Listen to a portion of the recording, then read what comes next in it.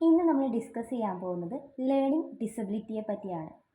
Learning disability എന്നത് അതായത് പഠന വൈകല്യം എന്ന് പറയുന്നതും പഠിക്കാനുള്ള ബുദ്ധിമുട്ട് എന്ന് പറയുന്നതും രണ്ടും രണ്ട് തരത്തിലുള്ളതാണ്.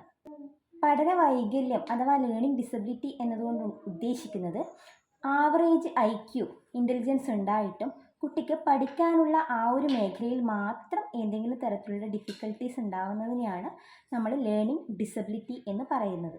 ബ്രെയിനിൽ ഉണ്ടാവുന്ന ഏതെങ്കിലും ഒരു ന്യൂറോൺസിന് ഉണ്ടാവുന്ന ന്യൂറോളജിക്കൽ ഡിഫക്റ്റ് മൂലം ഉണ്ടാവുന്ന ഒരു പ്രശ്നം തന്നെയാണ് ഈ പഠന വൈകല്യം എന്ന് പറയുന്നത്. നമ്മൾ കേട്ട് കഴിഞ്ഞ കാര്യം അല്ലെങ്കിൽ പഠിക്കാനുള്ള ഏതെങ്കിലും ഒരു കാര്യം കുട്ടിക്ക് നൽകിക്കഴിഞ്ഞാൽ അത് കൃത്യമായി ബ്രെയിനിലെത്താനും പ്രോസസ്സ് ചെയ്യാനുമുള്ള ബുദ്ധിമുട്ട് കാരണമാണ് കുട്ടിക്ക് ഇത്തരത്തിലുള്ള പഠന പിന്നോക്കാവസ്ഥ കണ്ടുവരുന്നത്. ലേണിംഗ് ഡിസബിലിറ്റിക്ക് നമ്മൾ പലതരത്തിലുള്ള കാരണങ്ങൾ പറയാറുണ്ട്. അതായത് ഏതെങ്കിലും എൻവയോൺമെൻറ്റൽ ഫാക്ടർ ആവാം, അല്ലെങ്കിൽ ജനറ്റിക് ആയിട്ടുള്ള എന്തെങ്കിലും ഫാക്ടേഴ്സ് ആവാം, അതല്ലെങ്കിൽ ഡെവലപ്മെൻറ്റൽ മൈൽ സ്റ്റോണിൽ എവിടെയെങ്കിലും എന്തെങ്കിലും ബുദ്ധിമുട്ടുണ്ടായിട്ടുണ്ടെങ്കിൽ അതിൻ്റെ ഫെർദറായിട്ടുള്ള റീസണായിട്ട് വരാം. അങ്ങനെ അനവധി റീസൺസാണ് നമ്മൾ ലേണിംഗ് ഡിസബിലിറ്റിക്ക് പറയാറുള്ളത്.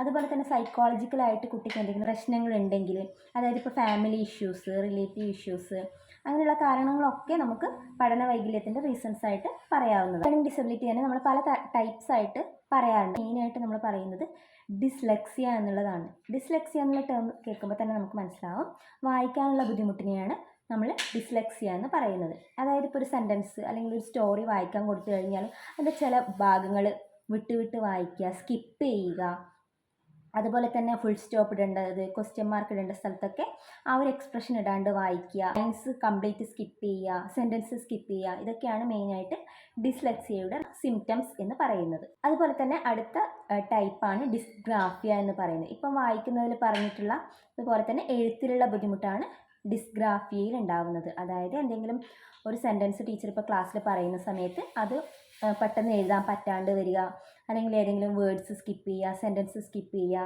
ലൈൻ സ്കിപ്പ് ചെയ്യുക, ഇതൊക്കെയുള്ള ബുദ്ധിമുട്ടുകളാണ് ഡിസ്ഗ്രാഫിയയിൽ കണ്ടുവരുന്നത്. അതുപോലെ തന്നെ അടുത്തത് നമ്മൾ പറയുന്നത് ഡിസ്കാൽക്കുലിയ. മാത്തമാറ്റിക്സിൽ ഉണ്ടാകുന്ന ഇഷ്യൂസാണ് ഡിസ്കാൽക്കുലിയയിൽ വരുന്നത്. കൗണ്ട് ചെയ്യുന്നതിൽ പ്രശ്നങ്ങൾ ഉണ്ടാവുക, ടൈം, ഡിസ്റ്റൻസ്, ഇതുപോലുള്ള ബേസിക് ആയിട്ടുള്ള കാര്യങ്ങളിൽ മനസ്സിലാക്കാൻ വേണ്ടി പ്രയാസം ഉണ്ടാവുക, ഇതൊക്കെയാണ് മെയിനായിട്ട് ഡിസ്കാൽക്കുലിയയിൽ ഉണ്ടാവുന്നത്. സ്പെഷ്യൽ എഡ്യൂക്കേഷനും അതുപോലെ തന്നെയുള്ള ബേസിക് ആയിട്ടുള്ള തെറാപ്പി മെത്തേഡ്സിലൂടെ നമുക്ക് ഇത്തരത്തിലുള്ള ലേണിംഗ് ഡിസബിലിറ്റിക്ക് ഒരു പരിധിവരെ മാറ്റങ്ങൾ ഉണ്ടാക്കാൻ വേണ്ടി പറ്റും. അതുപോലെ തന്നെ ഒരുപാട് എക്സസൈസും കാര്യങ്ങളും തെറാപ്പീസും ഒക്കെ ലേണിംഗ് ഡിസബിലിറ്റീനെ ഓവർകം ചെയ്യാൻ വേണ്ടിയിട്ടുണ്ട്. അതിനെക്കുറിച്ച് കൂടുതൽ അറിയണമെങ്കിൽ കമൻറ്റ് ചെയ്യൂ. എൻ്റെ പേജ് ഫോളോ ചെയ്യണേ, സബ്സ്ക്രൈബ് ചെയ്യണേ. ബൈ.